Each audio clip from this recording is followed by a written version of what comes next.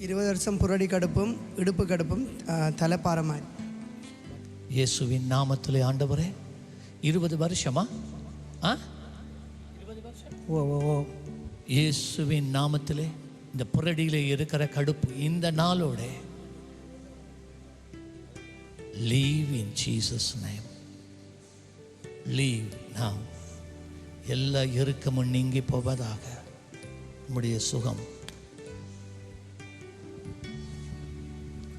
இந்த இடுப்பில் இருக்கிற வழியை பார்த்து நீ இயேசுவின் நாமத்திலே வெளியேறுகிறாய்.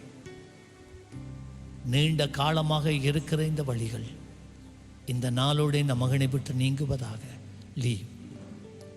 பாருங்க, இப்ப முதல் புரடியை பாருங்க. நோவுதான்